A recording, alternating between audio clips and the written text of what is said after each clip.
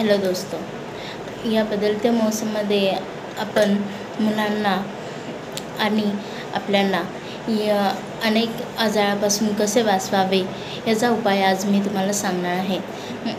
जसे हा उपाय आवडला तर कमेंट जरूर करा आणि तुम्हाला कशाच्या माहिती हवी असेल तर जरूर विचारा। गरमीमधून आता पावसाळा चालू होतो आणि मौसम बदलल्यामुळं मुलांना निमोनिया, टायफॉईड, सर्दी, फडसे असे छोटे छोटे आजारहून मोठा आजार होतो। त्यामुळे हॉस्पिटलमध्ये जाणं, खर्च होणं यासाठी आपला पैसा वाचवण्यासाठी मुलांना आत्तापासूनच पौष्टिक आहार घाला। जसे च्यवनप्राश, सकाळी उठल्यानंतर मुलांना च्यवनप्राश द्या, म्हणजे आत्तापासून खाण्याची सवय लागली तर मौसम बदलल्यानंतर त्यांना त्रास जास्त होणार नाही।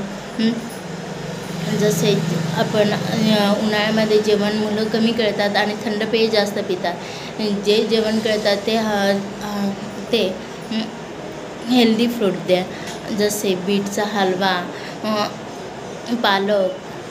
पालक असं पौष्टिक आहार दिल्याने त्यांच्या अंगातली प्रतिकारशक्ती ही वाढेल, त्यामुळं मुलं आजारी पडणार नाही।